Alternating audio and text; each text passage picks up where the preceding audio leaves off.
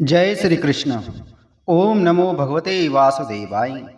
कृष्णाय वासुदेवाय हरे परमात्मने प्रणति कलेशनाशाय गोविंदाय नमो नमः। ओम नमो भगवते वासुदेवाय। प्रिय भक्तगणों, स्वागत है आप सभी का हमारे चैनल भक्ति ज्ञान 108 के में। प्रिय भक्तगणों, आज की कथा में हम श्रवण करेंगे फाल्गुन माह के कृष्ण पक्ष की एकादशी विजया एकादशी व्रत की कथा और महत्तम। कुंती पुत्र ने कहा, हे मधुसूदन, फाल्गुन माह में कृष्ण पक्ष में कौन सी एकादशी आती है, वह किस प्रकार संपन्न की जाती है और उसे किस नाम से पुकारा जाता है? हे देव, उसके बारे में विस्तार से बतलाइए। देवकी नंदन बोले, हे नरेश, इस माह के कृष्ण पक्ष की एकादशी विजया नाम की एकादशी होती है। इसके उपवास के पुण्य प्रभाव से मनुष्य को विजय प्राप्त होती है। इसके पठन एवं सुनने से सब पापों का विनाश हो जाता है। अतः ध्यान पूर्वक इसकी कथा का श्रवण करो।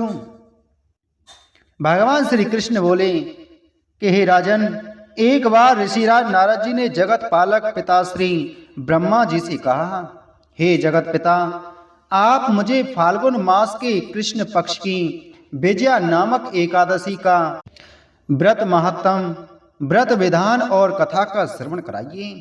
ब्रह्मा जी ने कहा, हे देवर्षि नारद जी, यह विजया एकादशी का उपवास अत्यंत प्रातन एवं समस्त पापों को समाप्त करने वाला है। यह उपवास धारियों को विजय दिलवाती है। अभी तक मैंने यह उपवास कथा किसी से भी नहीं कही है, परंतु तुम्हारे अनुरोध पर तुम्हें सुना रहा हूं। त्रेता युग में जब मर्यादा पुरुषोत्तम भगवान श्री रामचंद्र जी को 14 वर्ष का वनवास हुआ, तब वह अपने भाई लक्ष्मण और पत्नी जानकी सहित जंगल में पंचवटी आश्रम में ठहरे, जहां से लंका नरेश महापापी रावण ने जानकी सीता जी का अपहरण कर लिया। इस समाचार से राम लक्ष्मण अत्यंत दुखी हो सीता जी को ढूंढने निकल पड़े। मार्ग में उन्हें मरणासन जटायु नाम का विशाल पक्षी मिला। उसने सीता जी को छुड़ाने के लिए रावण से भयंकर युद्ध किया, परंतु रावण उसे राह में ही मरणासन छोड़ सीता जी को लेकर चल दिया। राम लक्ष्मण को सारा वृतांत सुनाकर वह स्वर्गलोक सिधार गया। आगे जाने पर राम लक्ष्मण की किष्किंधा राज्य के वानर नरेश सुग्रीव से मित्रता हो गई। वहां पर उन्होंने बाली का वध करके सुग्रीव को उसका राज्य दिलवा दिया। सुग्रीव के दूत एवं मित्र हनुमान जी ने लंका जाकर जानकी जी की खोज की और उनको राम सुग्रीव की मित्रता के बारे में बतलाया। हनुमान जी ने वापस आकर सारा हाल श्री रामचंद्र जी से कहा।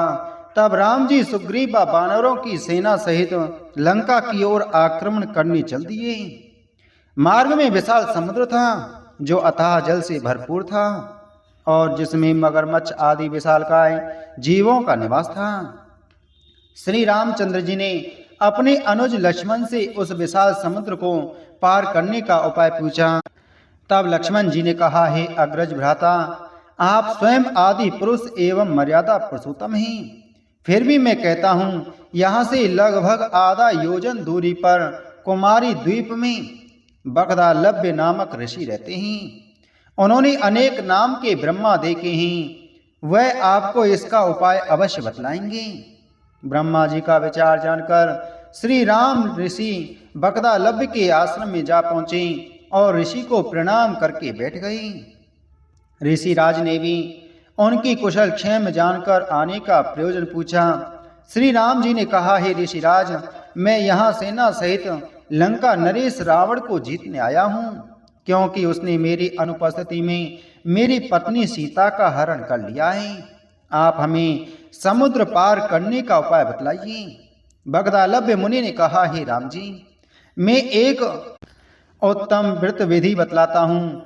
फाल्गुन माह के कृष्ण पक्ष की विजया एकादशी का उपवास करने से आप सेना सहित समुद्र पार करने में अवश्य ही सफल हो जाएंगे और आपको संपूर्ण विजय प्राप्त होगी। इस उपवास की विधि इस प्रकार है। दशमी के दिन मिट्टी, तांबे, चांदी या सोने का कलश बनाए। उस कलश को जल से भरकर उस पर 5 पल्लव रखकर वेदी की स्थापना करें। उस कलश के पास 7 प्रकार का अनाज, जिसे सतनजा कहा जाता है, रखकर उस पर जौ रखें। तब उसके भी ऊपर नारायण भगवान की सोने की मूर्ति स्थापित करें। एकादशी को नित्य कर्म पूरा करके स्नान कर धूप, दीप, नैवेद्य, नारियल से प्रभु का पूजन करते हुए सारा दिन प्रभु चरणों में ही बिताएं। रात्रि जागरण करते हुए भी वैसे ही बैठे रहें। द्वादशी के दिन नदी या सरोवर तट पर ही स्नान के पश्चात वह कलश किसी विद्वान ब्राह्मण को दान में दे दें। अतः हे राम जी, यदि आप अपने सेनाधिकारियों के साथ यह एकादशी व्रत पूर्ण करेंगे तो अवश्य ही विजय प्राप्त करेंगे। श्री रामचंद्र जी ने ऋषि के निर्देशानुसार ही यह विजया एकादशी व्रत संपन्न किया तो उन्होंने लंका नरेश को मारकर समस्त राक्षस वंश पर विजय प्राप्त की।